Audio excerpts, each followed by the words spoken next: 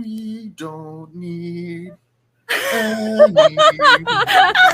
No, but I'm gay. I can't be straight. That's like littering. You don't know that Pete turned your back and we looked away. I was something once. Classic mummy rash. I'm a good girl. Yeah. Yeah.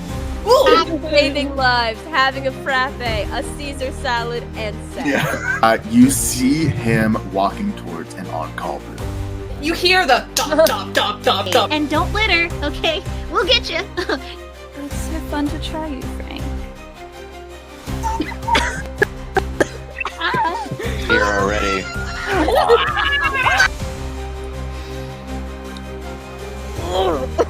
Build a darn with nurses and darn glitter in the ocean.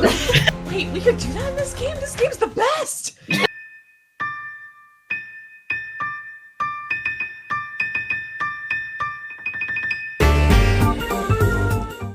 Hello, everybody. Welcome to Open Table Adventures. As always, I am Dan the Baker, and I am here today with an spooky Halloween special called Gross Anatomy. It is a MonsterHearts 2E game inspired by none other than Grey's Anatomy. And I have with me a monstrous medical team that is going to have a bunch of drama, a bunch of romance, a bunch of sometimes surgery, who knows. I'm going to let them introduce themselves, starting with AJ. Hi, I'm AJ. I also go by Husha Kid on the internet, Husha_Kid, or Husha Kid, just which use one of those, you'll find me on the internet and whatever. And my character is Dr. Stein.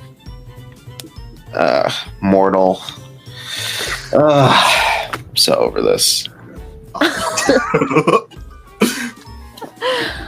Hi, my name is Faye. I go by Gothic Fairy or Gothic Fairy Cosplay online.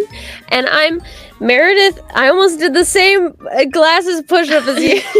I'm Meredith Emily Dusa. I'm an intern. I'm so happy that I'm here.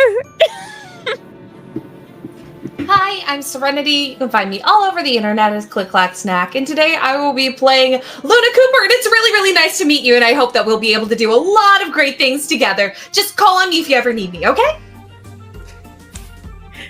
Howdy, darlings. I am Meadow, and you can find me everywhere that matters at Howdy Love Darlin. There is no G at the end of Darlin because I'm Southern as hell. Tonight I will be playing Nurse Del Mar. Deli.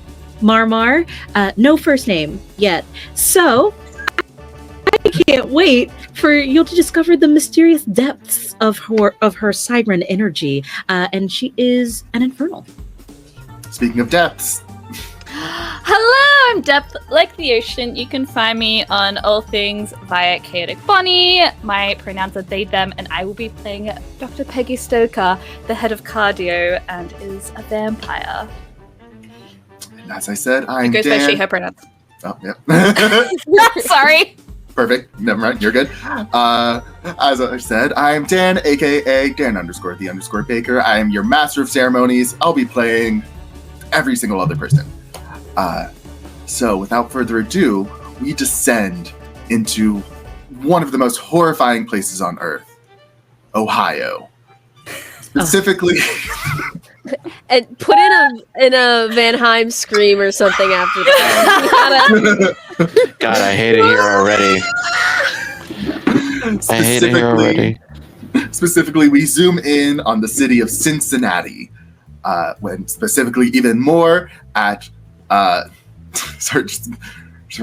you're clutching your pearls already. Specifically even more, we zoom in on Cincinnati Gross Hospital. It is Halloween afternoon. It's not Halloween night yet. But anyone who's ever worked in the medical field, Halloween all day, awful, just as bad as a full moon. The crazies all come in. We zoom in even further into the hospital, into the emergency room. And busting through the door, you see a paramedic who is a shark lady, a anthropomorphic shark person, pushing a gurney with a human dressed up in some sort of monstrous costume, and she is yelling, male, early 20s, convulsing, was found about an hour ago. Where do we put him? A nurse directs, go to Trauma 1. She pushes him into Trauma 1. She gets the fuck out of there. And I think the first person who probably is around is Dr. Stein. AJ, describe your character and how you approach this patient. Dr. Stein is a 5'10", mid-size, brown-skinned male. Has white shoulder-length hair that is tied into a low ponytail, and has a little pin of hair tuft clipped just to hold hair out of his eyes. He's about 40 years old, has a candy cigarette stick sticking out of his mouth as it's slowly being chewed, has a gray customized scrub that has a hood attached to it that he wears under his doctor's jacket with wireframe glasses, and is sitting on a rolling office chair backwards, and is just all right. Interns, what do we see here? We see your 3 interns standing in the room, between Serenity or Faye. Who wants to describe their character first? Wait, how many are we I going? don't know. I think that means you win. I think that means you win. Serenity, go. Thinking of Okay. I was saying Luna would probably be the first to jump in with answers anyway, looking over everything. So there is a werewolf in her wolf form. So standing at about 6'2", she's in scrubs that mostly fit. It's like they would fit on a more human size, but they're kind of like not quite perfect on a werewolf form. Pure white, bright blue icy eyes, but she does have some gray kind of markings all over her cheeks and nose and at the tips of her ears. Immediately as this body is rolled in, it's very unnerving that her tail begins to wag and she becomes more excited. And as soon as there's a question asked, it's like he was taking too long to ask the question, and immediately she goes, You don't have to raise. You can just say it, Luna. okay, well, it looks like they collapsed, which means that something's not working. Probably they're, breathing. So, I mean, we should check out their body. We should get a full X-ray. We should get an MRI. We should get an RVA. We should get everything. Or, and Meredith chimes in. Mare is a strong 4'11". And she's got green snakes. She's a gorgon. She's got green snakes that are like a mossy green that go into like a lighter green. And they're kind of braided in like 2 chunky braids with a few snakes sort of falling out a little bit. And it looks like she might have tried to dress up a little bit for Halloween. She's got like some kind of ugly yellow scrubs with like a striped black and yellow scrub like shirt underneath, long sleeve. So she was trying to be like a bumblebee because she's always kind of hissing and bubbling anyway. And so she sort of chimes in and goes, well, maybe instead of going for everything, since time is of the essence, we should check his lungs, heart, brain, and maybe check some bones, see if there's maybe a break and he passed out from that. I think Luna would just immediately, yeah, like I said, everything. Like that, yeah. You see your third intern here, who is a ghost-looking woman who has a large icicle spear poking out of her chest. This is Dr. Singh, Dr. Alice Singh. She speaks up and says, well, the man is actively convulsing, so we should probably stop that before we do anything, and maybe like support his C-spine. And she immediately goes over and like supports his head, and like with her ghostly hands. And I will correct. There's a lot of things that we need to check. However, we need to deal with things that we can deal with now, like supporting the patient's head, making sure they have easy access. There's nothing blocking the way that they can breathe. Taking his pulse, taking accountability of how conscious this man is. Meredith is already just doing CPR. No. This is me remembering actual training I've had at work. I'm doing CPR. He is like semi-conscious. Okay. Yeah, he is, but he is like actively convulsing. Like his eyes are rolling in the back of his head. Yeah. Now this is just me not knowing what to do as me, AJ, who has never seen any medical trauma. Going into this and being like, oh shit, I'm not a medical professional. You know what, Dr. Stein, why don't you roll me right. What's the name of it? Keep your cool. Okay. What stat is that? Cold.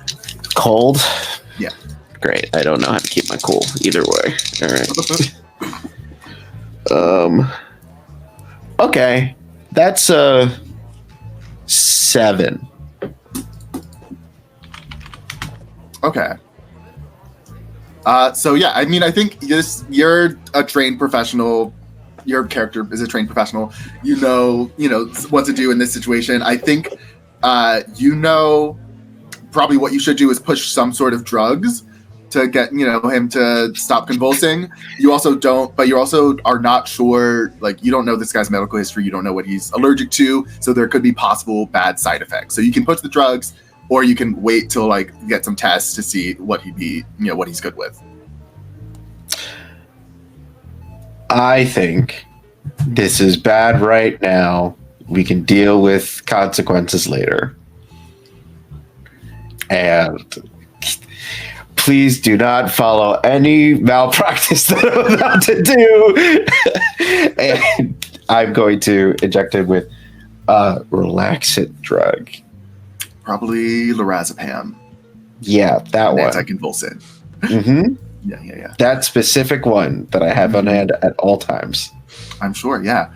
I think as you're doing this, the interns, I think you guys you're like starting to like, you're taking blood pressure and like checking his heart rate. Dr. Singh is still like supporting his head.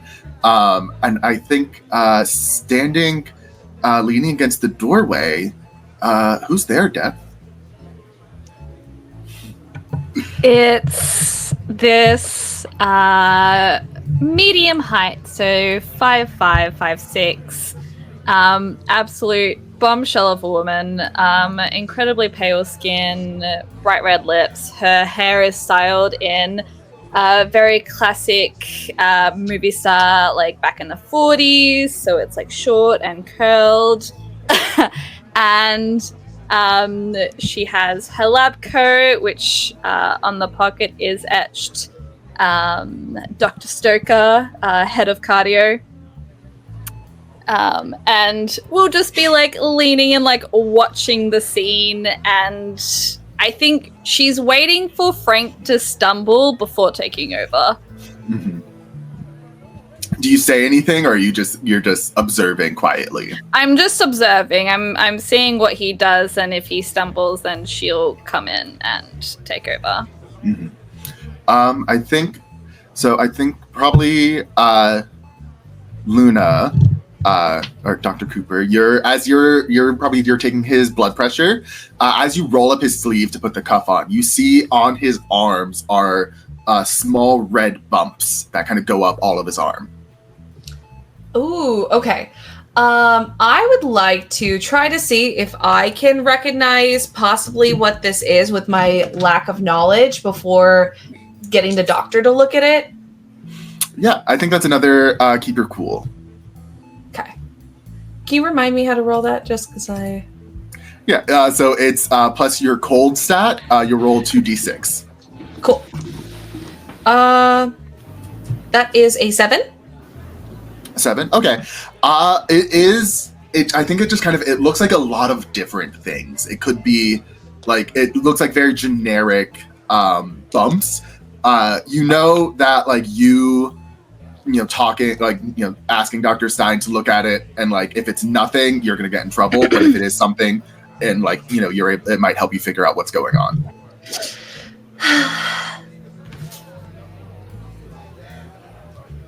Just like this drug into their bloodstream. It's like, again, Dr. Cooper, you do not need to raise your hand. Sorry. There is red bumps all over this guy's arm, and it could be like a parasite or a rash or somewhere in between. Am I seeing on the side that I'm on? Am I seeing it also on that side, or is it just on? I think if you were probably injecting it right into his neck, but if you go and you roll up his arm, you do see that it is on his other arm as well. And I think, like, you're, a neuro doctor, like, you've studied this, you know what's going on. This looks like some form of, like, these bumps combined with the convulsion looks like it might be some form of, like, viral epilepsy.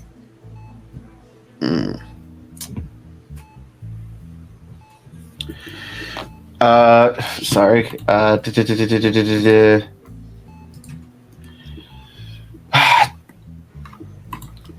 Dr. Dusa, get the oxygen mask. It seems I'm getting, like, the flashlight to, like, look at see how much their eyes are dilating. It's like, it seems like some kind of viral infection that is causing this epileptic stroke. I just kind of yell down the hall, do we have a room open yet? You hear a nurse say, an answer in the affirmative, yeah. All right, get him in this room. We'll run Dr. Singh, get a blood sample.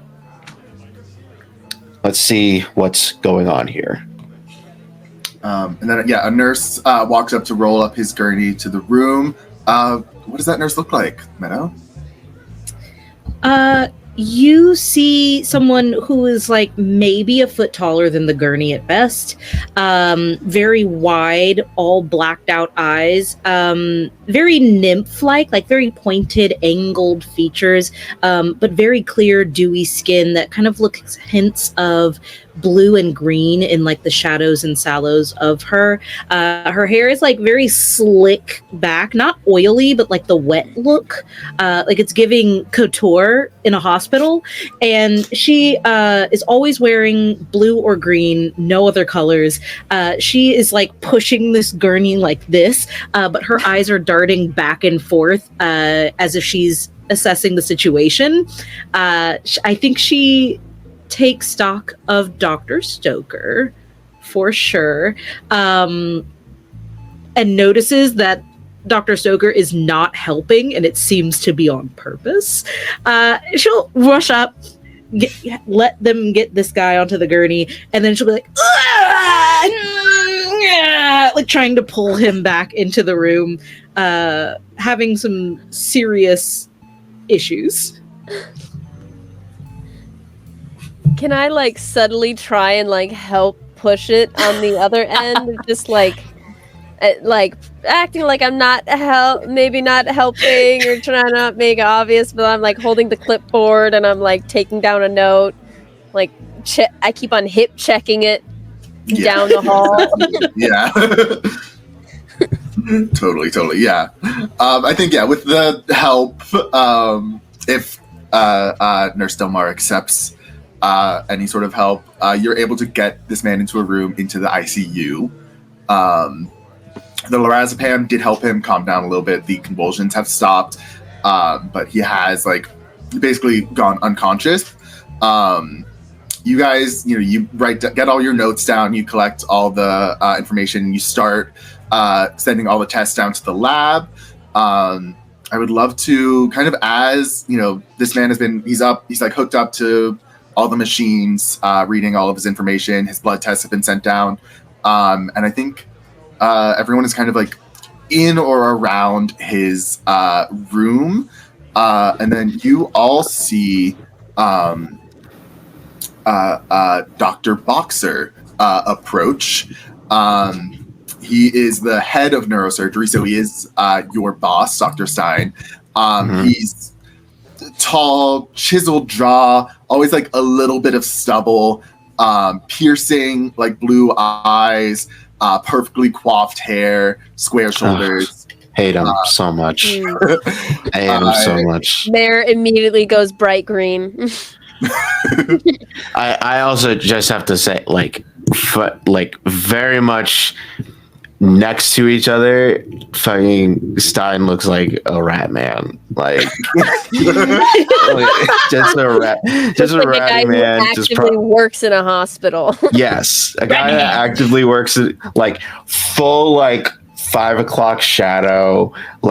Probably has slept multiple days at the hospital. Yeah. I mean, you're a resident, so that makes sense. Yeah. Well, this guy goes home, has a hot bath. This guy goes home to his wife. Goes home to his wife. Goes home to his wife, has a hot bath and stuff. Has a hot wife, has a hot bath. He has everything. My wife loves me. Go fuck yourself. Yeah, go fuck yourself, man. The worst guy. Oh, I have a nice relaxing glass of wine at dinner. Wow, I have a healthy relationship with my wife and not divorced at all. I'm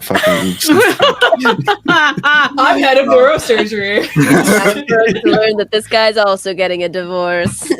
Back on the market. But yeah, you see Dr. Boxer approaches. He picks up the chart, starts to just kind of look through it. Not even looking at you, says, "So what's the situation, Stein? What do we got here?" We have tests going on right now, but it seems like some kind of has not gotten up from his chair. Fully just kind of just sitting on the chair is seems like some epileptic virus that he has contracted. He has red hive-like bumps on his arm. We took a blood sample, sent it down to the lab to see what's going on. And yeah, he's gave him some drugs that now he's calmed down but is unconscious. We don't know exactly what's going on, but we'll see soon. Okay. Well, he flips down the chart. He does the thing where he kind of just he hands it to you, but does it a little bit too forcefully. If it gets more interesting, let me know. Yes, of course. Is Dr. Stoker, are you nearby?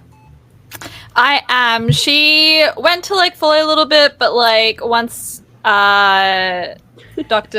Boxer got there, she kind of just stepped back and is probably nearby with another patient, because she realized very quickly that this was a neuro case, and so she went to check out if there were any good cardio cases nearby. Yeah. You see, as Dr. Boxer walks away, he does make somewhat prolonged eye contact with you, Dr. Stoker, as he walks by. I give the eye contact. This eye contact? Without protection? I'm sorry. I keep the eye contact and then I like flick my eyes down to the chart that I'm holding and then I flick them back up to see if he's going into any particular room. I think to figure out how that, if that is what happens, I need you to roll to turn someone on. So roll plus hot. Wait, we could do that in this game? This game's the best! Yeah. Welcome to MonsterHearts. Yeah. Wow! It's a fun game, everyone. Oh yeah. Oh yeah. Oh yeah. That's a 10, baby. Ooh, okay. So you gain a string on Dr. Boxer, and then you can choose a reaction from below, which is I give myself to you, I promise something I think you want, or I get embarrassed and act awkward. I promise him something that I think he wants. You see him walking towards an on-call room. I very It quickly hasn't even been half an hour. what Dr. Stein is doing. So what did you say? And Repeat if- that? I see what Dr. Stein is doing. If I see this. If you look at me, I'm gonna just. I'm just gonna turn away and go talk to Nurse Mar. I walk towards the on-call room when he turns away. And we fade to on-call room. Whatever happens in there between Dr. Stoker and Dr. Boxer is between them and whichever god they want. How do they do that so easily? But yeah, Dr. Stein, you turn and start speaking to to Nurse Delmar. Nurse, has anyone come in for this patient yet? Did anyone come in with them, say that they're related in any way to this patient? We still don't know his name. Can I check through records and see if anyone is called up for him or anything like that? Yeah, I think you would know that his someone who is his brother came in with him, basically, rode in with the ambulance and is in the waiting room. Okay, cool. I go, oh, yes, Dr. Stein. Yes, absolutely. We have a brother in the waiting room. Would you like me to go get some family history since he's currently unconscious? I can see if this kind of thing is normal for him, episodes of any sort. Yeah, just tell the brother to come here. Just bring him in. Into the room with the unconscious body? Well, we're gonna stand outside of the room and we'll talk to him and stuff. But tell Just him closer to the unconscious body. You got it, Yeah. Dr. Stein. Yes. Okay. And she immediately runs out into the waiting room. It's just not even a run. It's a skitter. It just Yeah. It's the embodiment of the word skedaddle. Yes. Yeah. Well, yes. She's a skedaddler. She doesn't mosey. She skedaddles. I'm sorry. I am black. I don't know the word skedaddle. that is a white word. It is. That is a white specialty. But as a person in an interracial relationship, you need to learn these things. Good, AJ. Yeah, look. I need to know. We'll get you a dictionary. It's fine. I need a dictionary. You know what Dash and the Incredibles runs? Yeah. That's a skedaddle. That's a skedaddle. Yeah. That's a fast skedaddle. Yeah. But yeah, Nurse Delmar, you go down to the the waiting area. After scanning the room, you find basically the only singular man who's kind of sitting there. Everyone else kind of with families or whatever. And this is the only one who's sitting alone. So you kind of deduce that is who he is. Okay, but because these shows aren't static unless there are two main cast in the room and it's just me, I'm going to immediately go, There you are. Come this way. And then we're going to take the long way around because I am going to get the family history and I am going to talk to him about if this is normal for the brother. Because if I can solve this fast, maybe I can move up a little quicker. So I am going to take him the long way around and get a little sneaky. Yeah. He first tells you his name is Thomas. His brother's name is Brian. Last name Flanedy, Flannety.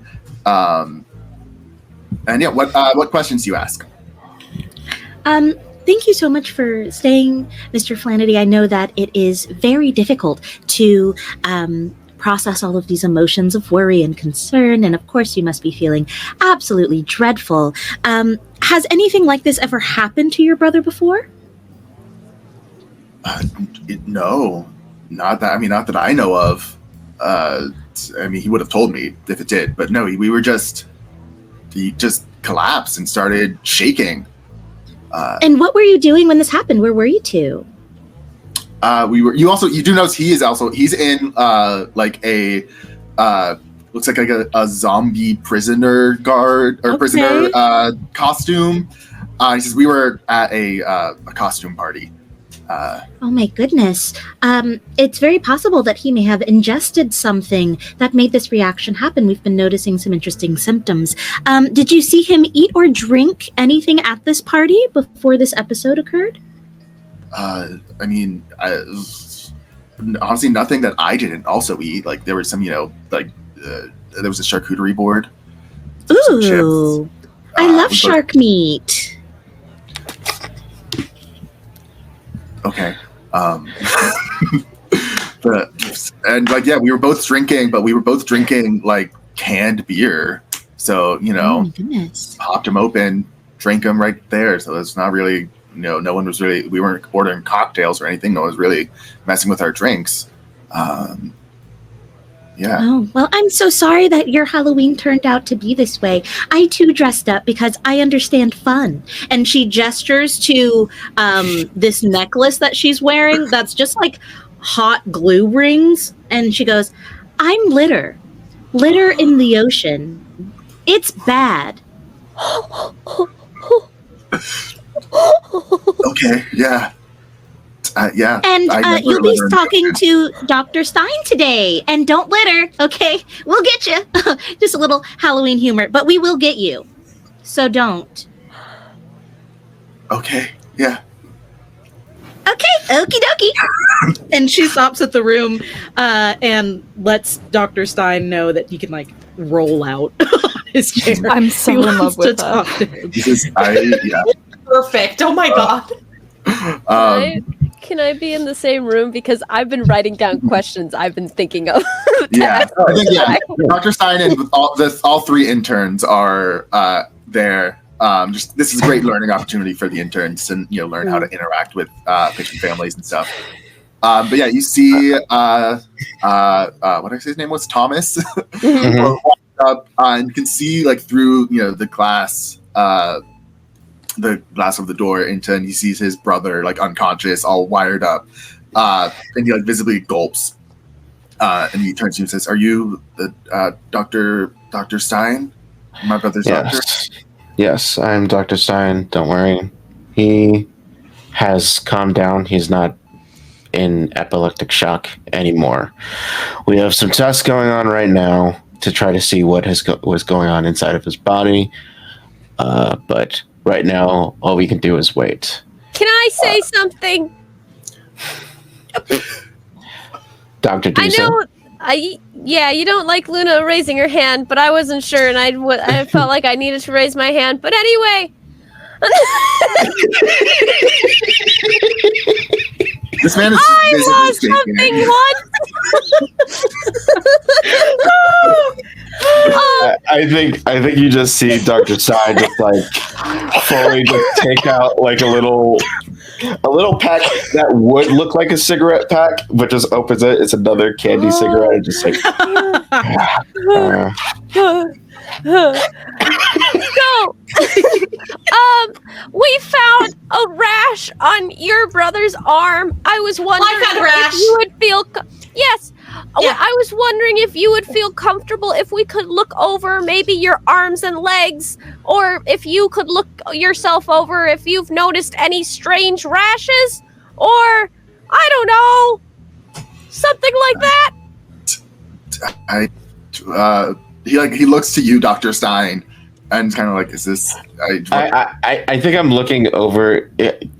Did Nurse Mar give me the clipboard of her questions that she's already asked? No, not at all. Don't fuck with nurses and don't litter in the ocean. That's the real message of this. This is actually all an ad for Team C's. This is sponsored by and Dawn. When she said we'll get you, she wasn't even talking about people in the ocean. She was just talking about nurses. Yeah. We'll get the nurses will. Yeah, it's like, yes, we've noticed strange rash on his arm. It could be something an allergic reaction. It could be something else, but it would be wise to check to see if you were with him, to see if it's on you as well. Another question just before you go do that. Have you? I have to keep getting higher. Have you or your brother? This is a little bit of awkward, but do you know how sexually active your brother is? Okay, I don't think we're. If it's a rash,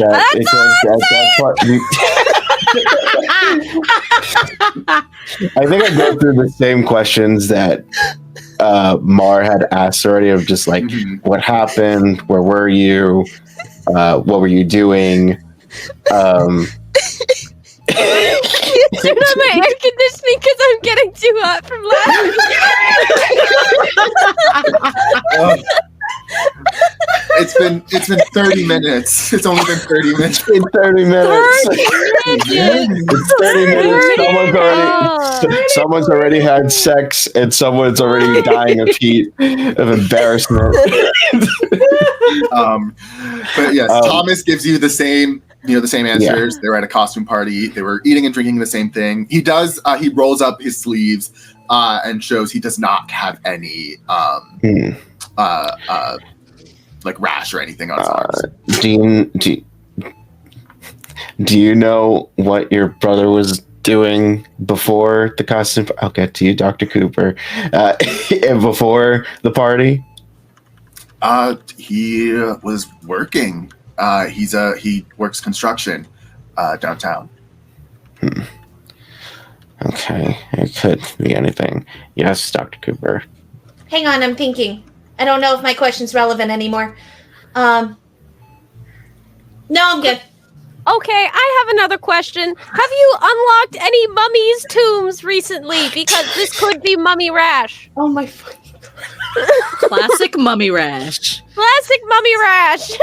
I personally haven't. As far as I know, my brother hasn't. All right.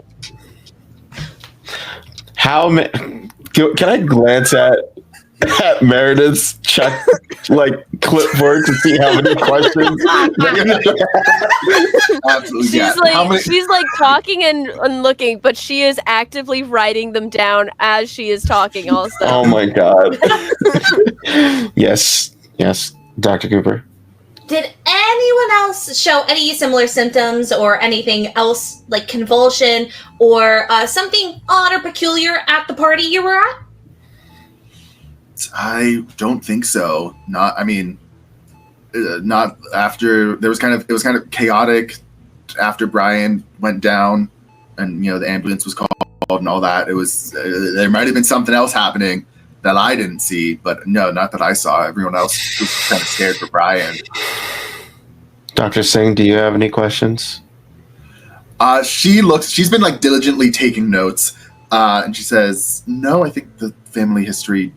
You can fill out the family history questionnaire in his own time, and results should be in any moment now." right. Yeah.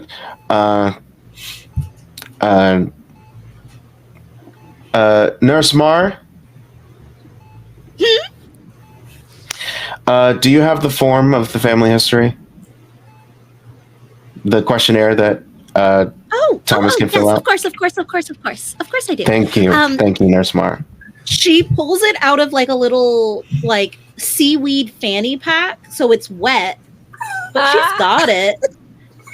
She kind of like shakes it and like walks up to Thomas and holds it straight up in the air. There you go. Thank you. Takes one of Do you those have a things that you wipe the windshield with. Oh, and just sure. And she reaches down the wall. Takes it. Oh, I didn't realize that you could have mossy pens. Okay. Great. Yeah, just go sit over there. We'll be right with you if we have any more information regarding the tests, because hopefully we'll see what has happened through the test, and it should be able to tell us more of what happened to your brother. So, yeah, sure. Okay. And yeah, he goes. And then I just look at Nurse Mar, like, can you please escort him back over there? Thank you, Nurse Mar. Of course. And I am like the whole way over giving like facts about ocean pollution the entire way. Yes. I look to my interns and be like, it's like, wait here for the test. I will be right back. Before you And just- leave, right? So Luna's gonna get way too close to you. Dr. Hooper's gonna just get way too close. Cooper. Hey, so I found the rash, and then you sent Dr. Singh to go do tests. So, I was wondering if there's anything I can do to help out, because I found things, and you're sending other people to go do things. Yes.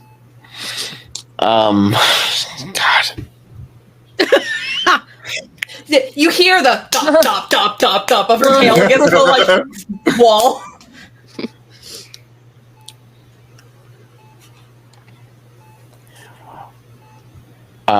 So I guess Dr. Singh's gonna wait for the test. Why don't you and Dr. Dusa? I could do it on my own. That's true. If we split up, we can get more things done. Uh-huh. Why don't you cross-reference to see if there's any relation to if we have any history of a viral infection that would cause these symptoms. Okay. See if we can. If we've had a case like this before, then it would be good to see what they did. Okay, sure, yeah, okay. Yes, sir, Dr. Stein, right on the case, sir. We got this. And she's like super excited. Bouncing. It's very much like Dr. Stein was very trying not to say fetch. Roll to seduce. No, yeah, she'll just go fetch the information. Mm-hmm.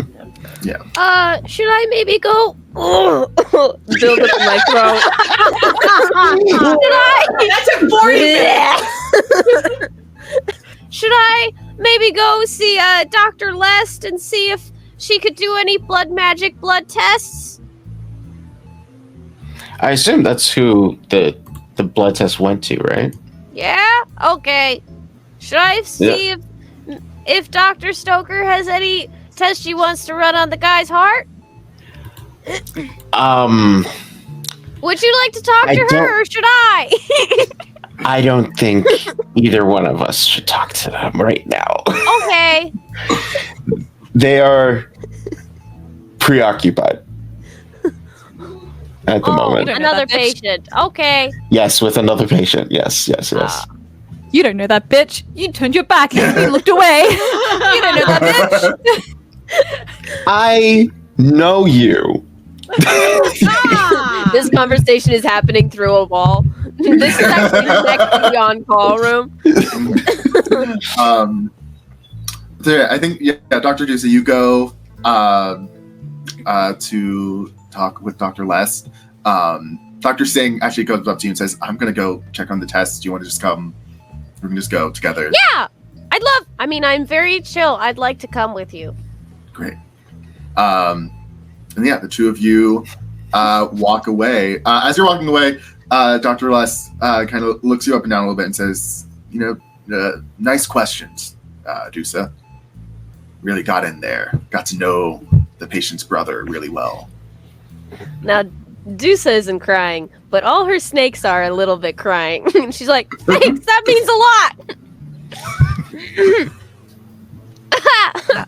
I'm getting to Muppet territory. I think that's what's happening.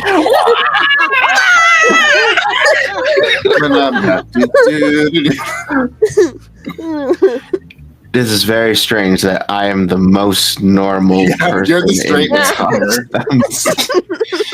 No, but I'm gay. I can't be straight. And yeah, do you have any sort of conversation with Dr. Singh as you guys walk towards you go towards the elevator, go down to where the test results would be? I think I try to. I definitely try and keep getting conversations started of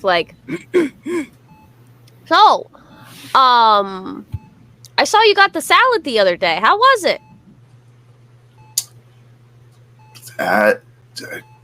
Good. I mean, healthy. I don't really have to eat technically, but I do. Yeah, I like the sensation of it.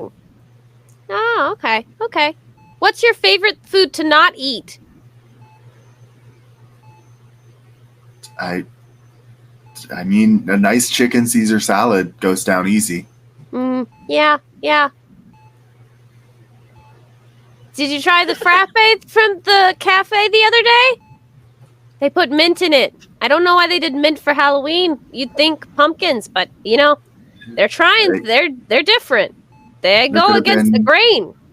Yeah, maybe there was a shortage of something, or I think I want you to roll for me. I want you to roll a shut someone down roll for me. Oh no! Which is roll with cold. Okay. So that's a 12. Cool. So choose from Damn, below. you shut them down so hard. It's so crazy. I was trying to flirt. Well, I read it as kind of like they were trying to do a dig at you with the whole you're asking so many good questions. So this is you kind of shutting them down unless you would like that to be turn someone on. Yeah. Switch it to hot instead. I would. No, I think it works as cold because he doesn't know. I feel like this is perfectly for Meredith. That is I was trying to flirt, but I didn't understand that we're making conversation. I'm getting places. Yeah. So your options, you can choose one of these. They will lose a string on you. If they have no strings, you gain one on them. You do have strings between the two of you, so that does not count. They gain a condition, or you take one forward, which means you get +1 on your next roll. I'll take one forward. Is it my next roll on them or at all? I think for this, I'll say at all. Slay. Yeah, I think in the rules it technically is supposed to be in the next scene or whatever, but I think just for the next roll in general, just how this is going to be set up. Yeah, and then I think that she kind of just quiets down a little bit and is like, okay, yeah, sure, Dusa. And you kind of walk in an awkward silence. I'll try. Next time I see there's the 3 a.m. 30% off thing that they do sometimes, I'll try and grab you a frap. As they walk off, Dr. Stein, where do you go? I'm gonna go get myself a frap. I think as you're walking out of the ICU, coming out of an on-call room, you see you see Dr. Stoker. I don't see Boxer first. No, you see Stoker first. Great. And it's that kind of like, it's literally like, it is impossible for you to not interact with each other as like she's coming directly out of the room as you're walking directly here, like you're T-boning each other. Nope. No, yeah, that's exactly, yeah. How do you guys interact with one another? I think this is Stein has left the chair. I know it's terrible. I was like, so you had fun with your boy toy, huh? Oh wait, is this me? Yeah, Is you. this me? Oh. Yeah. I was reading over the rules. I was already I'm exiting the room as he's coming. Yes. Yeah, you're Oh, exiting. okay. We're T-boning each other, as Dan said. Amazing. Yeah. Okay. I think there's not a single hair is out of place for her, so it is very hard to tell that she was just in the on-call room.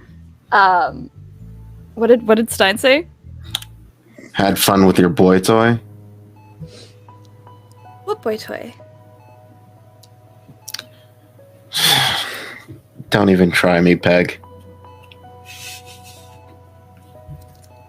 But it's so fun to try you, Frank.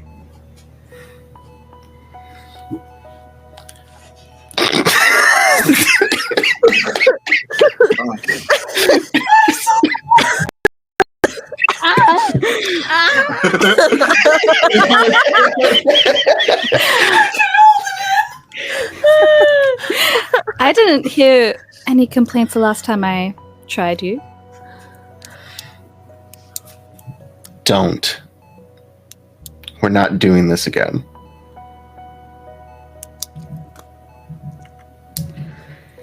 Fine. Don't have to be such a grouch about it.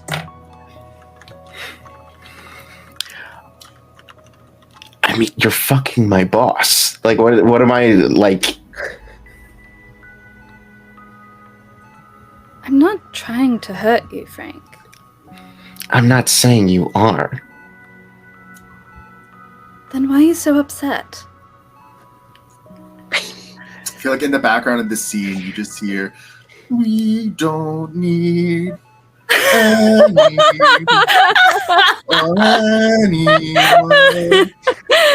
If I lay, if I just lay." That's all we can do. That's all we can do. How to save a life? Where did I go wrong? Cool. Moving on. You don't think I noticed you looking to me after you looked at Booker? Boxer? Whatever the fuck his name is. Boxer. Because I care about what you think. I always do. Because it looks like you're trying to hurt me, and it's not working. I think she goes to say something, but then her pager beeps.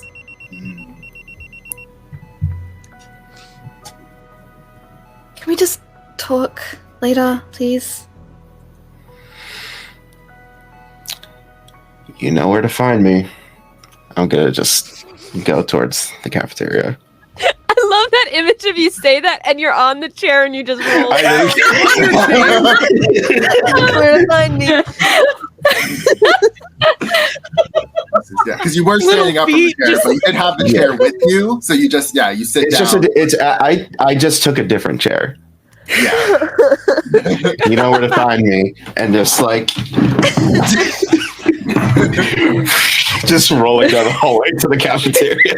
I mean, there are those stools around all the time. They just don't have a back.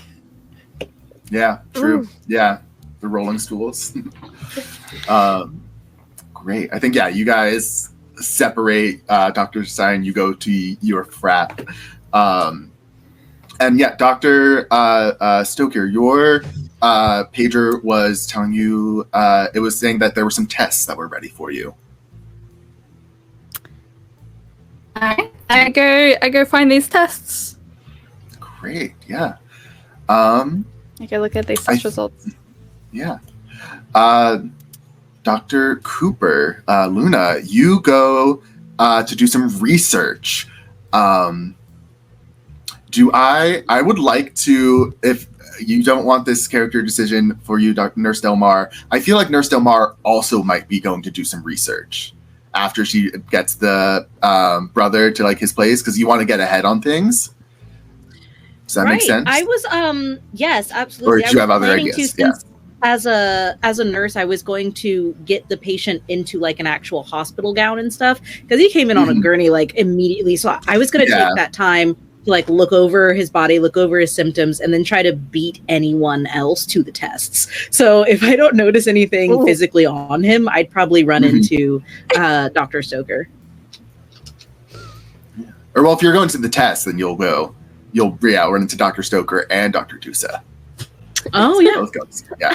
I like the image that like I see you like sprinting down this hallway towards this test, and I'm like, oh, I guess I also gotta get faster.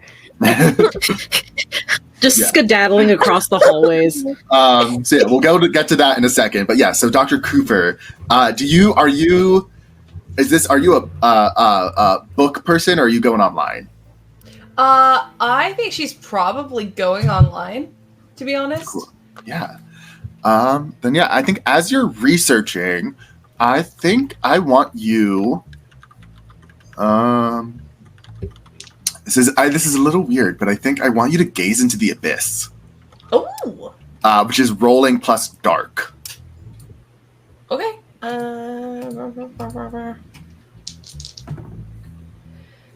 Ooh, 6. Ooh, so that is a failure. Yeah. So mark experience. Fun. Let me see, because there are some things that happen specifically to some things when you do things. That made sense in my mind. It's fine. Right. No, that actually worked really well. The abyss looks back at you and goes, ew. What? I washed these scrubs like 3 days ago. So I think that is just a failure. Unfortunately, you're doing so much research. You find a bunch of diseases that this could be, and like it all is it varies on what the test results say.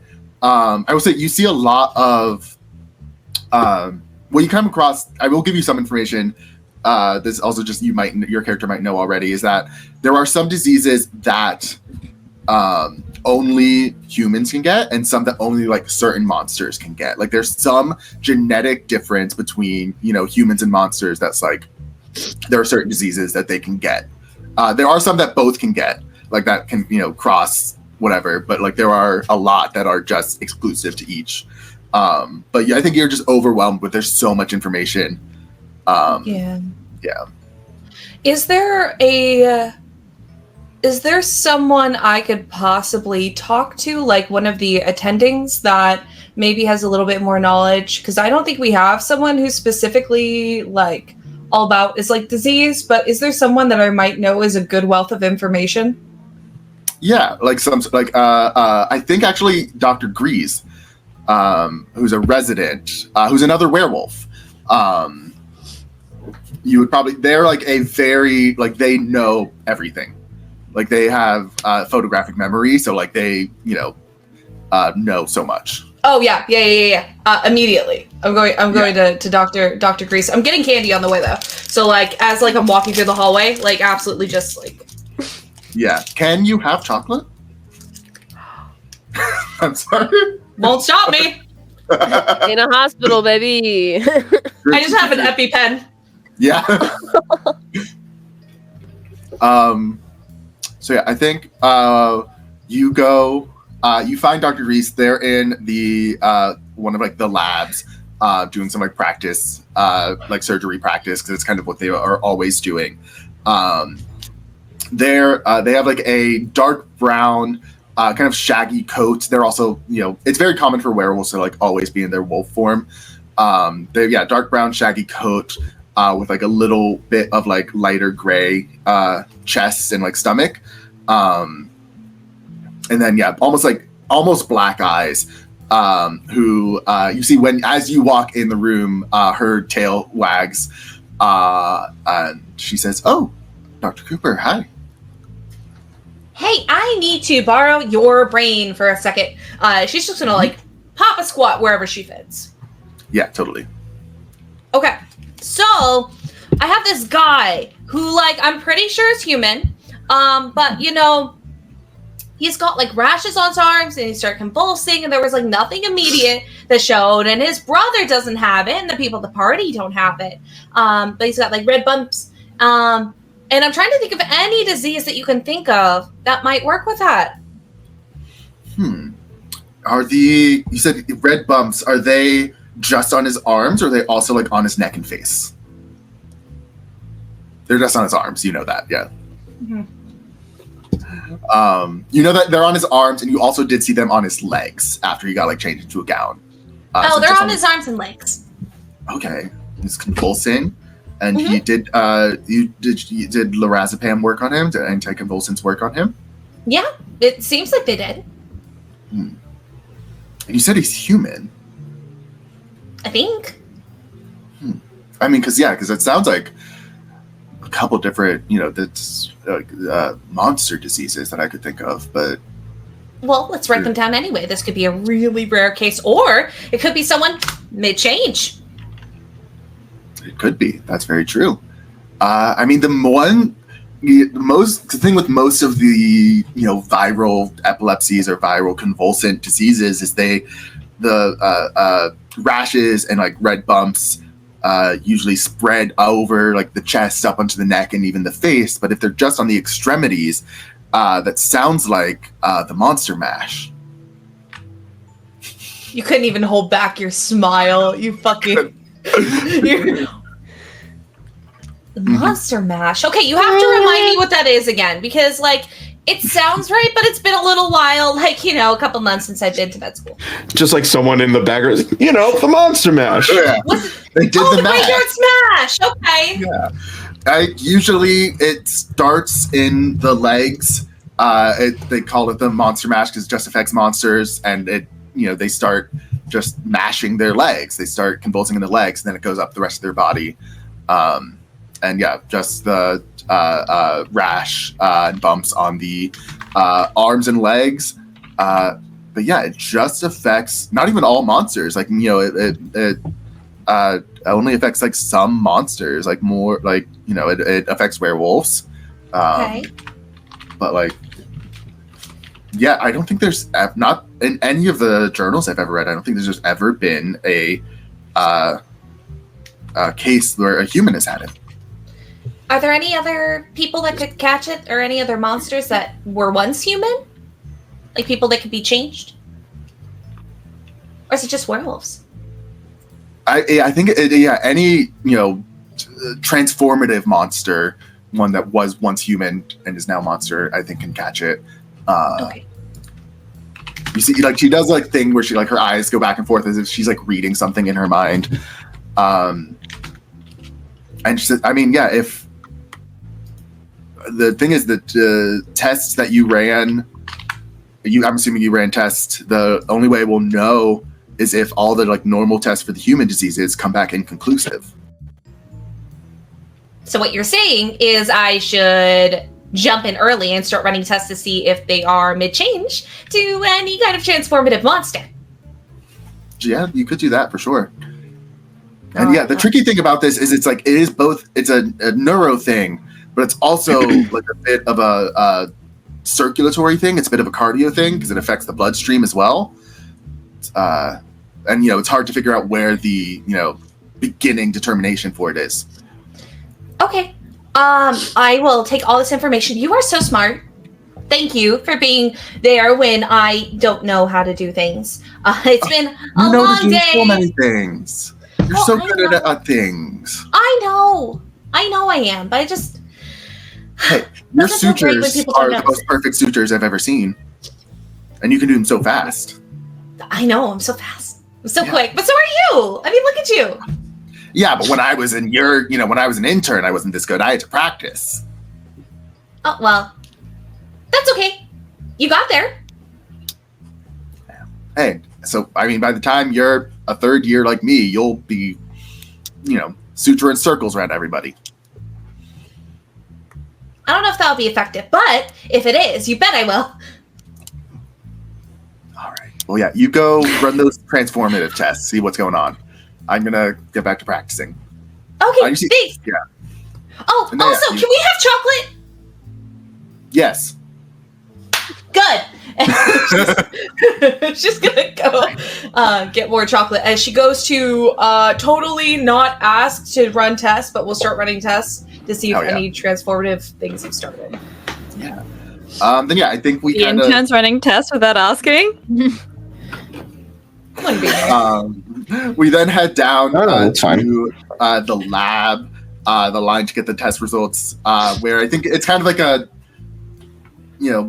T-boning, if you will. Dr. Dusa and Dr. Singh, who are in line together, and then Nurse Delmar is there, and then right behind them is Dr. Stoker. I would love to know, even without any words, what interaction is like between Dr. Stoker and Dr. Dusa. I think Dusa doesn't see her at first and just feels the cold presence behind her, and she just turns slowly. I think your snakes turn cold. Ooh. my braids get tight, and I'm like, oh. Hello, Dr. Stoker. Are we waiting for the test results, or are they ready? You're like in line. You're waiting for them. Yeah. In line, Dr. Stoker completely ignores her and walks to the front of the line to get the results. Hi, Nurse Delmar. Hi, are you invisible to everyone but me? I mean, I don't think so, but that would be an interesting thing, and I'm sure that would probably be fixed. Well, I could run a test on myself, maybe. Okay. Alice, can you see me too? Am I dead? No. I'm. You can't see me. Okay. No, I can't see you. You're not dead. No. Oh, excellent. Yes, I can see you. No, you're not dead. Ah. Oh, No. well then that was terribly rude. I suppose. I may or may not have done something that has made her incredibly pissed at me. Oh, well, you shouldn't put up with that. Why? What'd you do?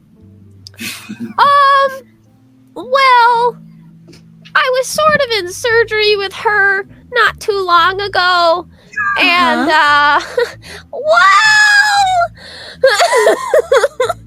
Let it out, honey. Well, okay. So she sort of made a mistake where she forgot one of the cloths inside. Like, she sewed up the guy with the washcloth inside, and then quickly undid the stitches, and then got the washcloth out, and then stitched it back up. And I was like, that doesn't seem like that's part of the protocol. And it wasn't. And so then she was like, no, don't worry about it. But I worried about it, and I brought it up to the board. And that's sort of a thing in progress right now. Why are you writing that down? I think at this point, Dr. Stoker, you walk back. I walk back. Would it be safe to say that I heard some of this conversation, considering how high-pitched Meredith is? I think you heard a little bit of it for sure. Alright. Just as I walk past, I just glance at them, and are you gonna look into my eyes?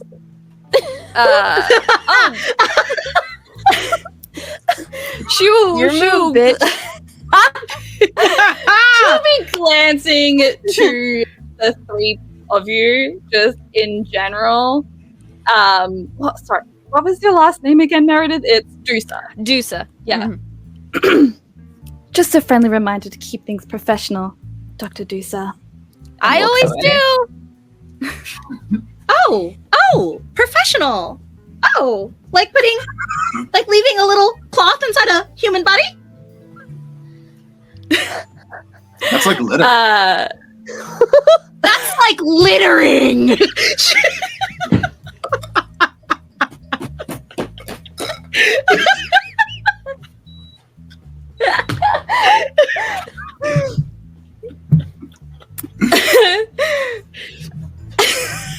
Can I roll to shut her down? Because I there's no way I can let this happen. Not I might have missed the comeback. I froze again for a second. Oh no! It's littering. It's littering. It's littering. Oh my god! Go ahead and roll plus cold, Marmar. This is the only roll in the whole game. Do I have to roll anything? No, it's all on her. Yes! Okay. Vindication. I got plus what? I got that's cold. an 11 on the die plus cold, so a 12. Nice. Do I feel like a shiver that my students are in danger? Yeah, you got a spidey sense for sure. So Domar, you get you can choose to either lose Dr. Stoker will lose a string on you. If you do not have a string, you gain one on them. They gain a condition, or you take one forward. I choose that, or did they choose that? Meadow chooses that. Yeah, I'd like to inflict a condition because I want to make sure that this very accomplished doctor, I have no business talking to like this, recognizes that her words can hurt and they can come back to her. So I want to inflict a condition. Sure, yeah. What condition would you like to inflict on them? Oh, I get to choose. I would like it to be, and I would like to give you two to choose from, so you can tell me what's truer to your character. Either paranoia or insecurity, because like I know about the whole board thing going on, and I'm a loudmouth when it suits me. Or insecurity about like, hey, you're not a hotshot. Nobody's perfect. Just because you're really good at it doesn't mean you didn't leave a rag in a man. Definitely insecurity would suit her more. Yeah. I'm scared of this. You have strings on me, but I had to do it. Littering's not cool. I think she'll pull, like, she was turning around and had started walking away, and when Dama had said that, she kind of stops, and like it's like she contemplates saying something for a second, and normally she is one to always have the last word in, especially with one of her status. Not a lot of people have the guts to like get the last word in. So there's a moment where she like considers turning around and saying something, but then just decides to keep walking. I live another day. For now. I was terrified the whole time. At this point, I think Dusa and Delmar, you both notice that Dr. Singh has made it to the front of the line and has already gotten the test results as you guys were distracted by this. And she's like looking them over with a very confused look on her face. Like she keeps like looking them up and down. It's like flipping through them. Is something not adding up? Just all of these came back inconclusive. Oh, interesting. Okay. Well, I guess we should tell Dr. Stein about this and see if we can get his professional opinion. Yeah. I wonder what that means. Kind of everyone reconvenes outside of Brian's room. Dr. Stein, you're there. Our three interns, Nurse Delmar, you can be there. I have brought 4 other coffees. All for yourself? All for me. No, this is 3 for my interns and 1 for Nurse Delmar. Yeah, love that. Oh my goodness. Are they all fraps? Yes. The mint fraps. Yes. I love that we're all drinking really cold drinks in winter. It's fall. Excuse you. In the cold times, in the cold days. Cincinnati. And yeah, Dr. Stoker, if you want to be like in the area as well, like if On you're the checking out ceiling. other patients, yeah. Like, you have other patients, like this is the ICU. Yeah. Yeah, they do have. There are coffins in the on-call room. But yeah,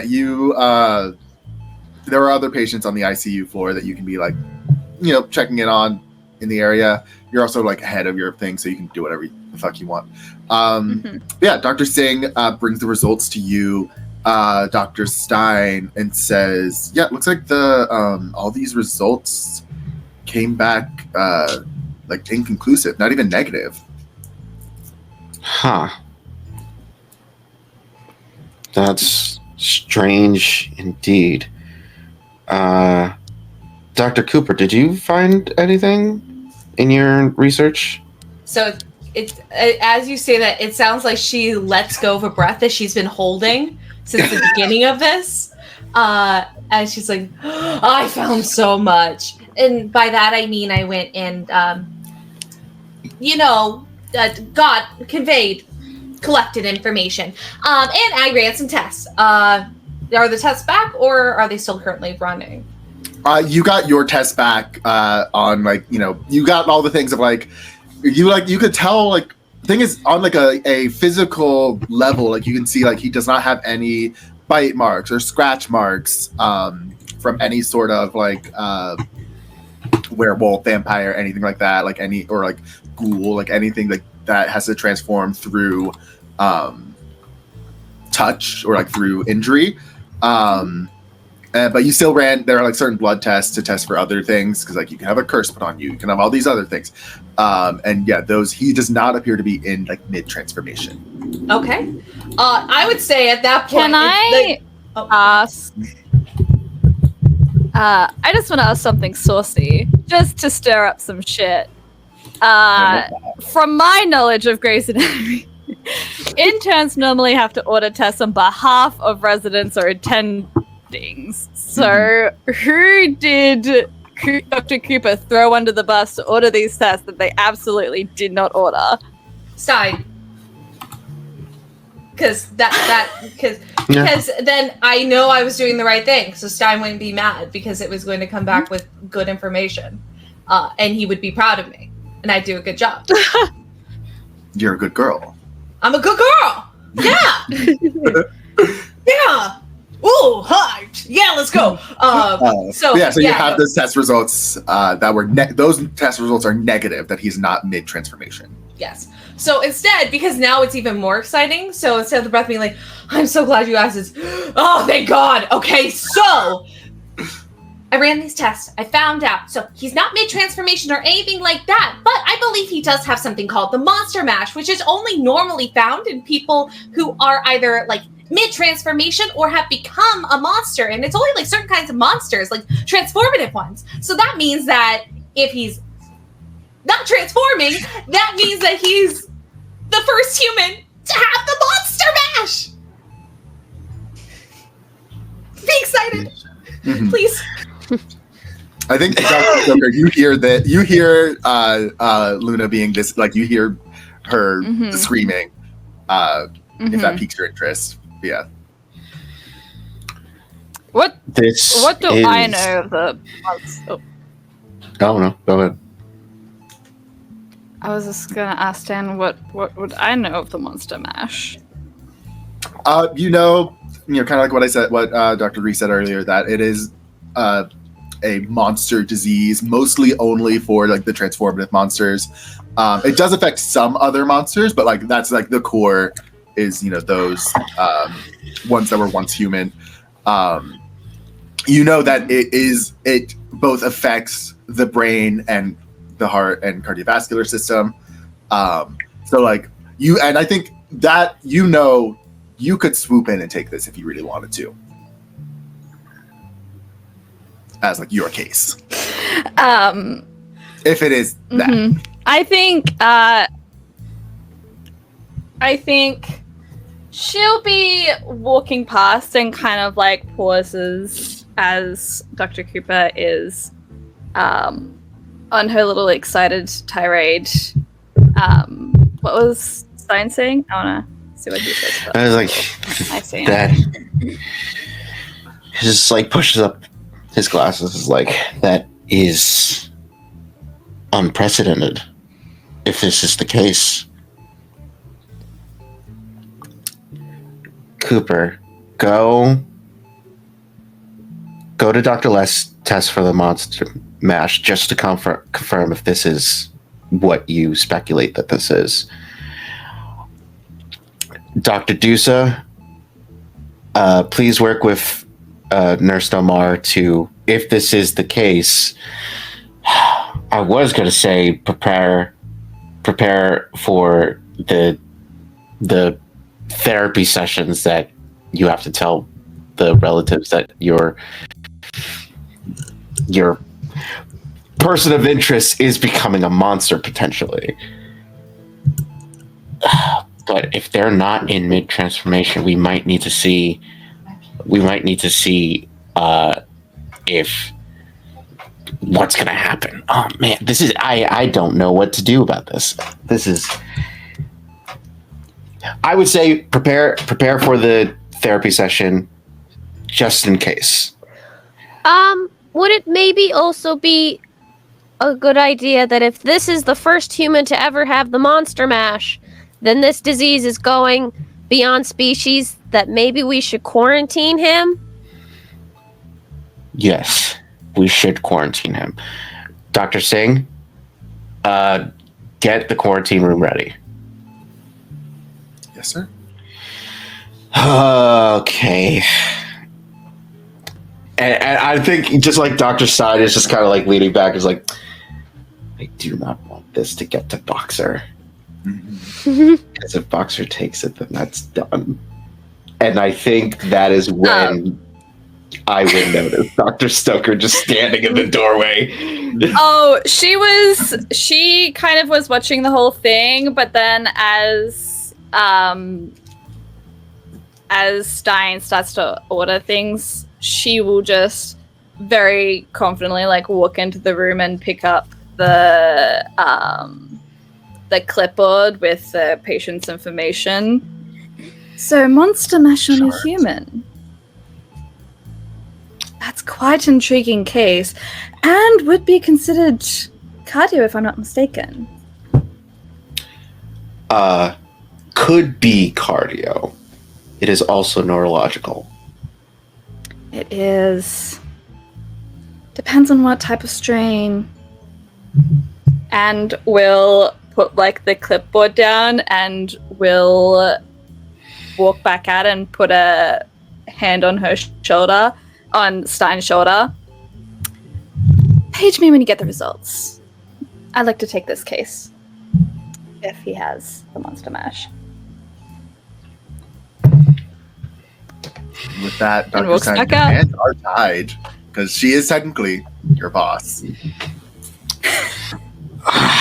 you kind of have to, if you know, yeah.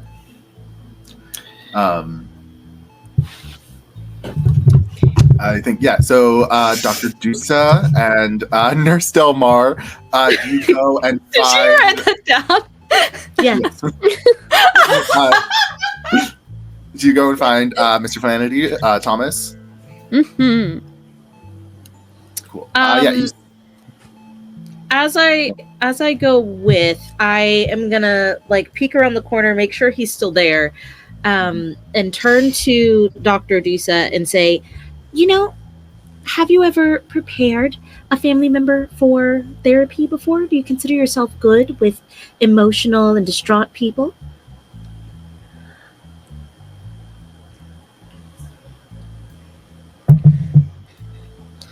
Okay, it's a long pause. This wasn't a trick question. Sure. Well then, you know what?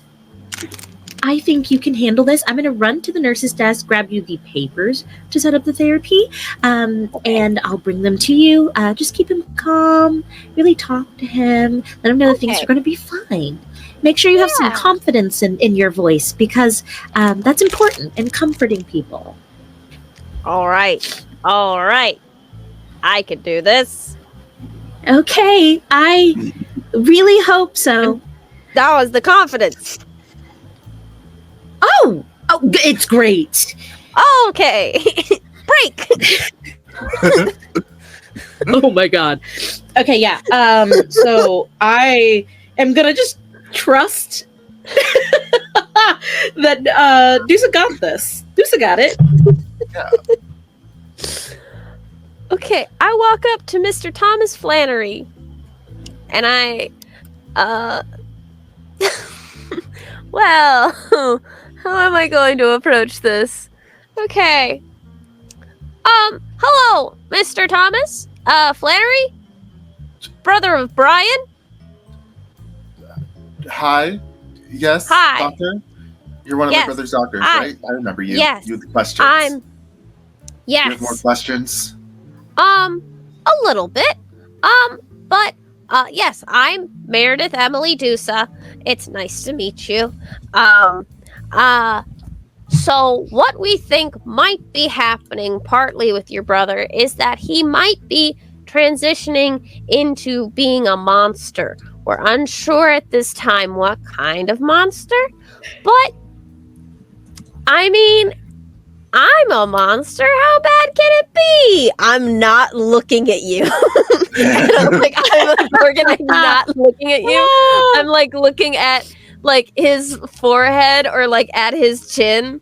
And I'm like, it's honestly, it could be worse, but we're pretty lucky right now. And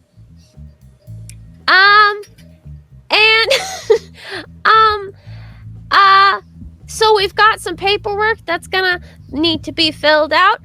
We have a good idea of what might also be his affliction.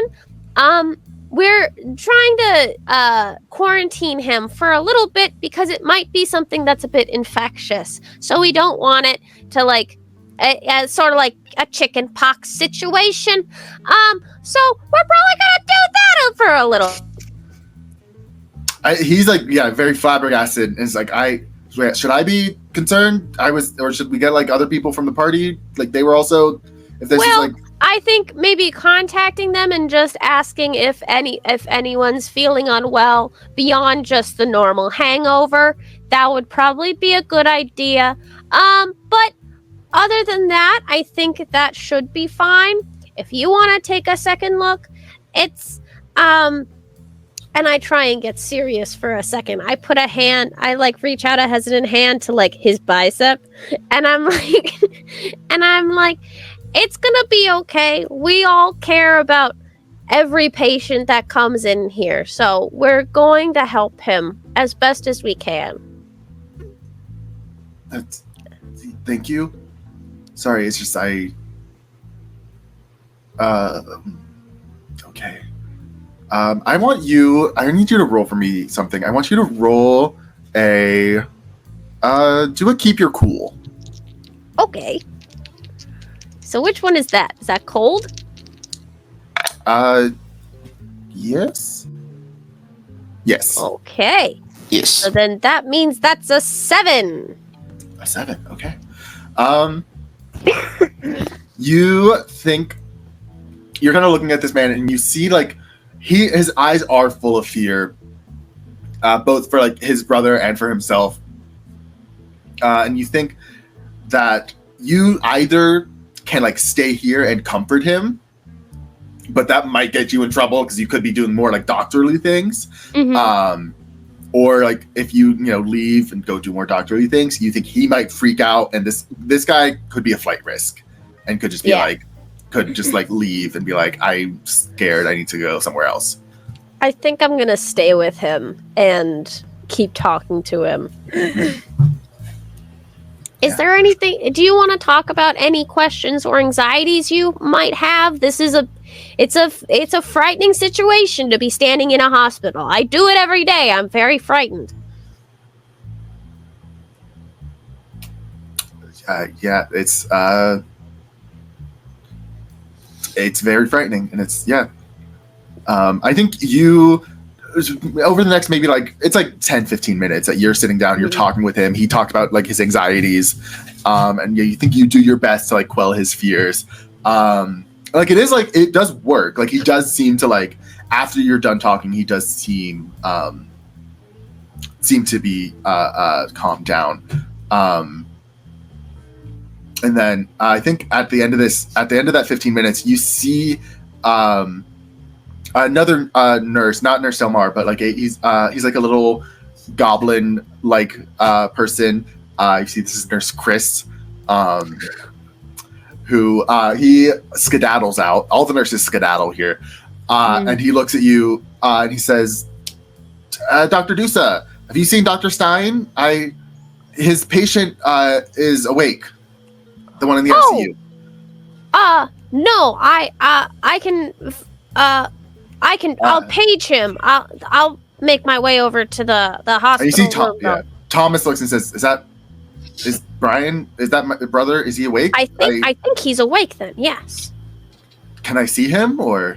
Well, as I said, we're probably going to have to quarantine him for a little bit just to make sure he's not infectious. Okay, yeah. And he sits down. Like a little bit of that anxiety has returned, but you have to go be a doctor now. There's a code for the machine, the snack machine. If you use 2428, that'll get you a Snickers. I don't know how or why it does, but it will. No money needed. And then I leave. Great, perfect. Wait, is it a Snickers because you're not you when you're hungry? So then to quench like urges, it's like a free Snicker. This is my medical diagnosis. You need a Snickers.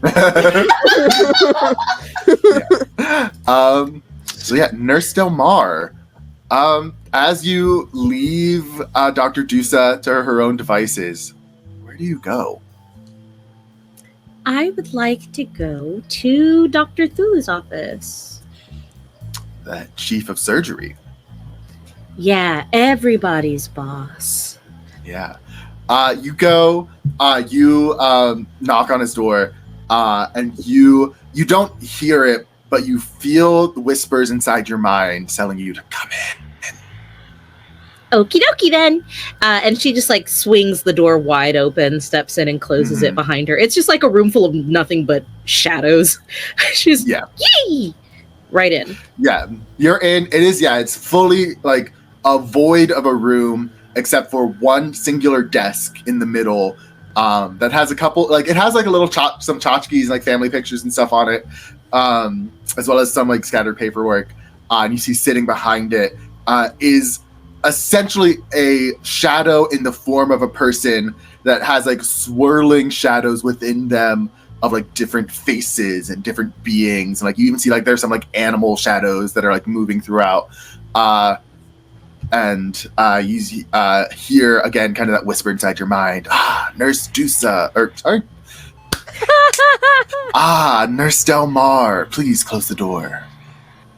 I close it. It's very dark in there. I go, well, you are looking particularly unfathomable today. How are you feeling? I'm feeling okay, thank you. You're welcome. It's important that you get checked on too. Okay. Do you have information for me? Oh, of course. And she takes everything that she has seen today and rips it right out of the notebook and just kind of like tosses it into the air as it like on like a invisible underwater movement kind of curls and foils until it's enveloped by the shadows. And she goes, some very interesting goings on today. I can't believe that Marmar is a snitch. Snitches got stitches, bitch. You're in a hospital. I'm really good at giving stitches. Wait, can we make up the title name? Snitches get stitches and give them. Yeah. Hell yeah. Thank you, Meadow. Yeah, you see Dr. Thulu absorbs that information. Ooh, yes.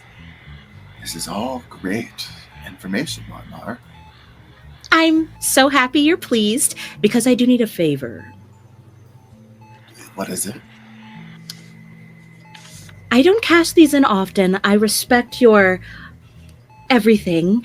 And I know that the last time I asked this, it was to make the Snickers come out if you press 2428 on the vending machine. This is more serious. This is more important to me. I need to make sure that this newest quarantined case that we have in the ICU stays under Dr. Stein. No other doctor should be able to take it from him. And I'm using a move here. This is one of my bargains, my infernal bargains, my soul debt to Dr. Thulu, who controls everything I do for dirty little dealings.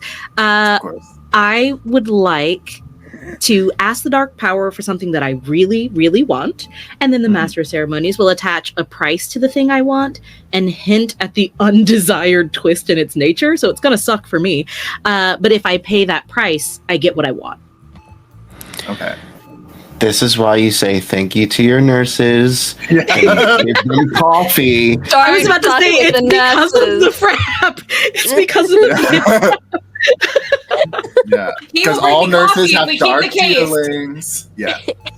Dr. Thulu, you hear he says that is doable, though I cannot guard you from the wrath of Dr. Stoker, and there will be wrath.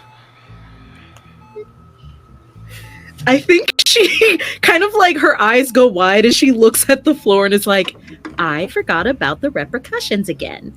But is going to be like, we have a deal. We have a deal. Oh, this is gonna suck.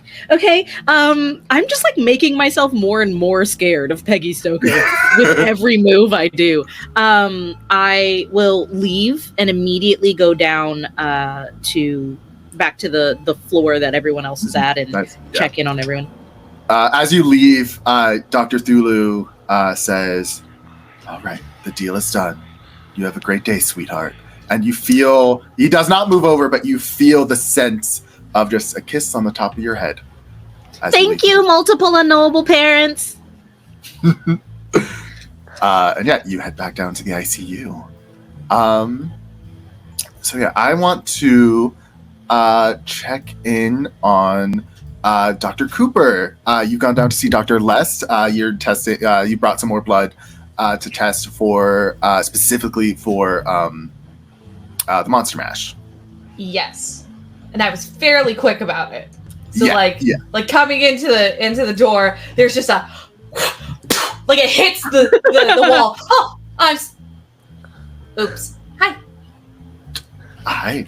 You see Dr. Lest, who is a blood witch,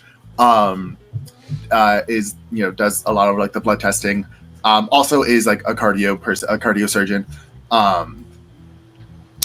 Is in like a all black and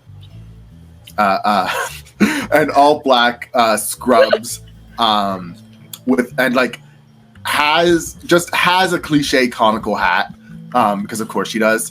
And she picks up the test request in the blood vial. She looks at it and she looks confused and she says, "This is for you're testing for the Monster Mash?" Mm-hmm.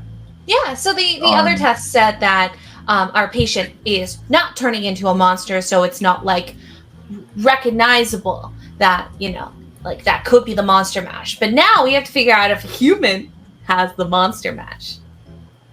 That would be insane. I don't think that. Are you sure? Are you sure this is Dr. Stein ordering this, or are you just using his name again? Not this time. Okay. I'll run the tests, I guess, but it's and yeah, she you see like she goes over to like there's like what I've not described in this room is there is just a bubbling cauldron in the corner. And she goes over and does a full melicanam and nachu, drops the vial of blood in, And she says, I'm expediting this because this is an interesting case, and well, because I like you. You're a sweet kid. Thank you. And you see, the light starts pouring out of the cauldron, light and smoke, the light changing like into a kaleidoscope of colors.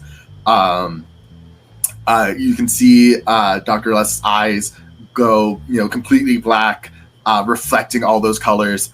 There's like a wind coming out of it that like pushes her hat back, and like her hair, her like long hair is like flying. You're like, it's full dog's head out the car window.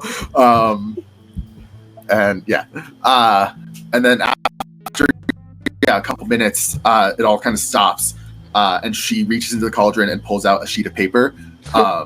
Turns out that's just the centrifuge. It's just That's just the printer. Actually, she pulls out a sheet of paper, and she looks it over before handing it to you, and she says, "Well, I guess the unprecedented meets the precedented," and hands it to you. Hands you a confirmation of the monster mash. She's gonna take the paper, and immediately her tail is just gonna start wagging, and then like she's like, "I'm so sorry, I can't hold it in," and then she just goes like, "Oh, woo!" and like starts like yap, like does like a howl, and like is bouncing around, like this is the coolest thing that's ever happened, and like is having like a small like zoom in the room before going, oh, thank you, yes, thank you. Ah! All right, you go bring that right to Dr. Stein, okay? I suddenly have an urge that not another doctor can find this before him. Great. She's going to take off out of the room. So she is doing the thing that she's running down the hall. So she's not really. No, she's on. Hey. Counterpoint to everything else dog-like I've been doing. She's riding bipedal. However, that means she's easier to knock over in case she runs into anyone. Because I absolutely think she's not paying attention. Mm-hmm. Yeah, like the Meredith Grey run. Yeah. Ponytail. I think you do, in fact, run into someone. I do think you do run into Dr. Stoker.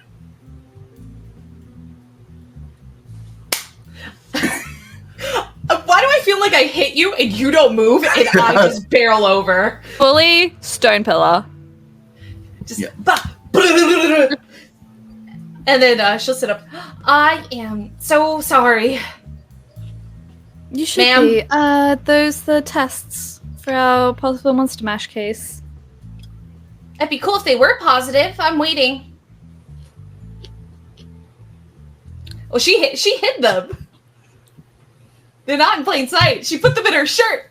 She opened When? When I went. When she got him, yeah. When she said, "Don't let anyone else see them." When Dr. Les was like, "It's like, oh, you may want to hide them." So she put them in her shirt, and it's covered by a lot of ploof. Mm-hmm. Do you have any strings on me? I do. Damn it.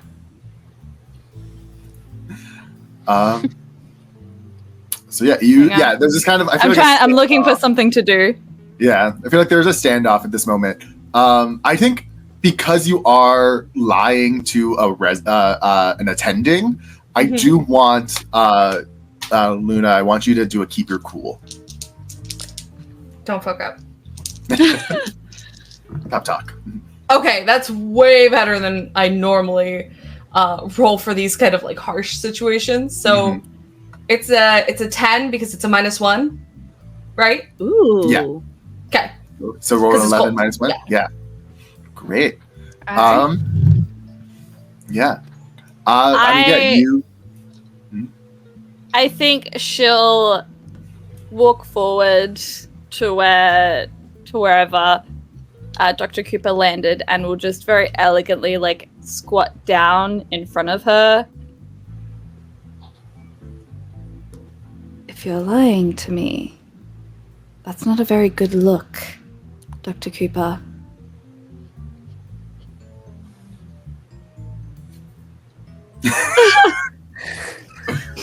Absolutely. And we'll stand up and walk away. Ma'am? Sorry for running into you again. And I will say you do, with that, keep your cool. You do get to ask. You can ask me the MC a question about the situation that I have to answer. Honestly. Ooh, did anyone see me put other than Dr. Les? Did anyone else see me put the paper away that could go tattle on me? Could I? Could I have seen? Where were Just what were like you doing? walking past, because I would have been going towards the patient's room, and I don't know if it would be past there, but for drama. I'm gonna say no, because I think the waiting room is on the other side of like where the patient. Like you wouldn't walk past here. Yeah, Okay. Ooh, we have a ghost, don't we? Can ghosts go invisible? that's what I'm trying to think of. I'm trying to think Oh, if ghost. Dr. Oh, Thing. no. I'm going to say you get a chill. They're as- multiplying. Yeah, as a hand becomes visible, reaching out as Dr. Singh helps you off the ground. She's gonna take it, stand up, and then like, thank you. Let's go get that tested, Dr. Stein. Shall we? Mhm. Cool. And you both make your way. And I will say, when she like lifts you up, when she grabs your hand, her hand lingers just a little bit. Ooh. As you guys then walk away. Dr. Stein, where did you go on all of this situation when everyone dispersed? Man, where did I go?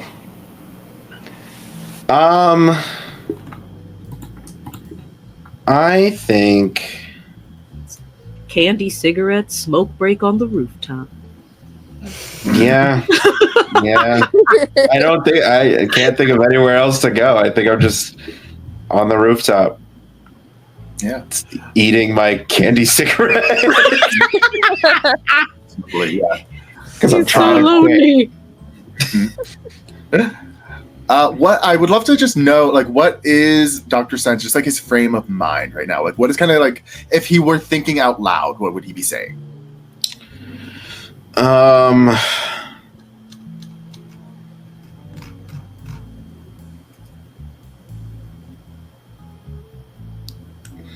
I think I'm thinking is like, is Peggy really gonna screw me over on this? Like, usually she's protecting me out of harm's way, and now she's trying to scoop a case that could be really good for me.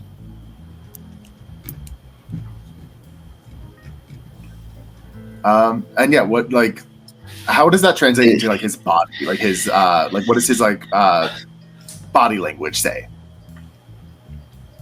I think he's very much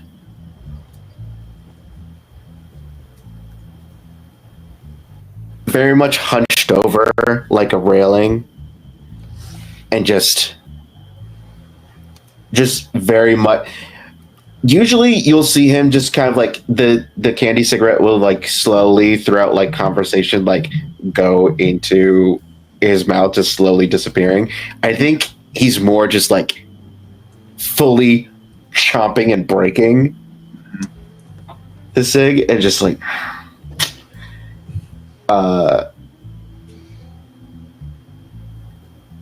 and more just like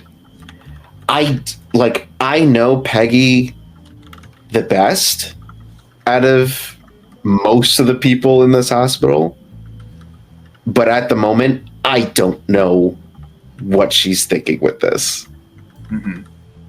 I think as you're kind of going through all of these emotions, the door, like the stairwell door, swings open, and sauntering out is Dr. Boxer. I wanted to walk out, but this is so much better. Continue. And he kind of walks out. He looks around for a minute, and he sees you, and he says, "Oh, thought I'd find you up here."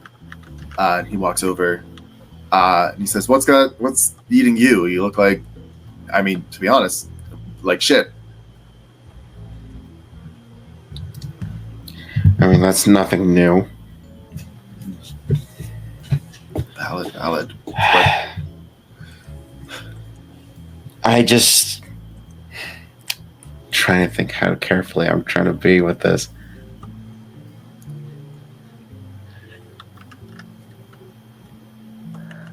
I'm trying to figure out what's wrong with my patient. And it's not going in a way that is looking great. Well, I mean, just look at all the facts, lay them all out in front of you, and, try and piece the puzzle from that. You can't look at it one piece at a time. That's not how you make puzzles. Or if it is, it's a really bad way to put together a puzzle.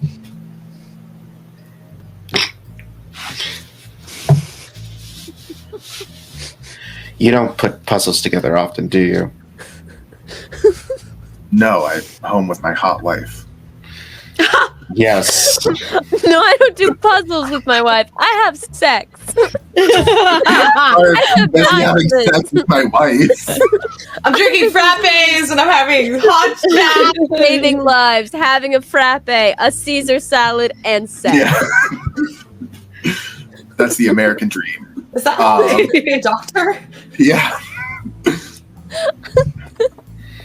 I'm loving the image of him slamming a puzzle box down on the table and it's just fully done. Yeah. I don't know how he does it. Yeah. Well, he says, he looks, I mean, do you want me to take a look at it? No. I can figure this out. You worry about your bigger cases, more interesting cases. Yeah, there's a couple interesting cases going on right now. Nothing you need to worry about anymore.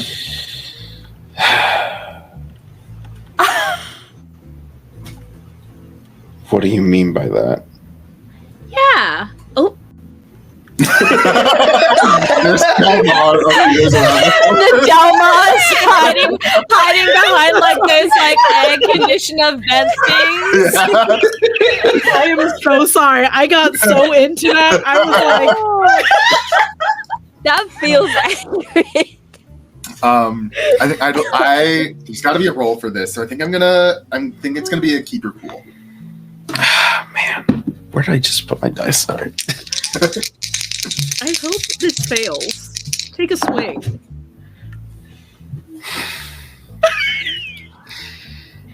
So that's a 1. Oh my god, you have a -1 to cool. Yeah. Wow, the hardest number to roll in this game is a 1, and you did. I rolled 2 ones with a -1. That's nice. It was. So I mark an experience. Totally. He kind of looks at you, and he kind of, it's like you said, don't need to worry about it.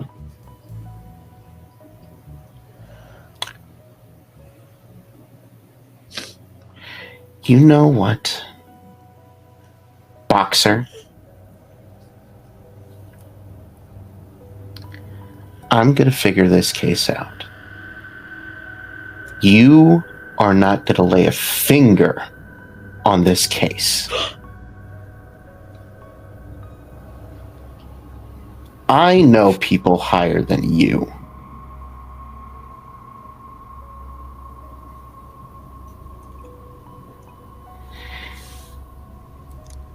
And I know how much of a boy toy you are to good old Peg.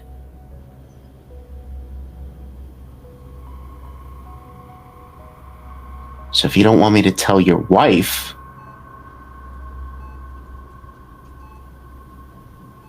I suggest you stand down.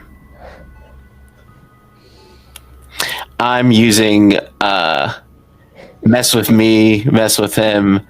When using your lover's name as a threat, add 2 to your roll to shut someone down or keep your cool. Unfortunately, Peggy would gain another string on me. on this.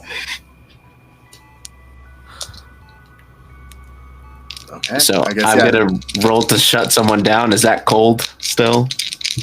Yeah. I believe in you. I believe in you. I love the secondary reactions that are happening in the chat. That's just oh my god. So with my add 2, that is a 10 for shut him down, someone down. Okay, yeah. So yeah, on a 10, you can they will either lose a string on you. If you do not have a string on them, you gain one. They gain a condition, or you take one forward. I gain a string on them. Hell yeah. Okay. Can I define what this string is? Go for it. You see, as you threaten to tell his wife, he kind of looks you up and down, and he says, "You know, you were still married to Peg when me and her." Stop.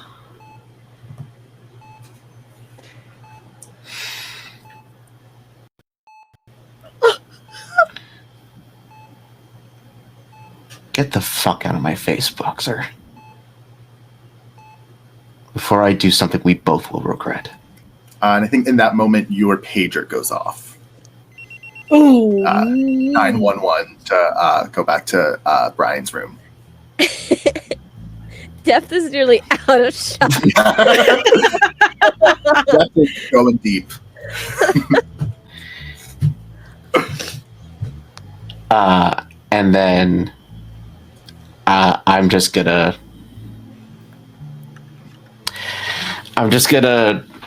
just kind of like back off a little bit, just kind of like brush myself off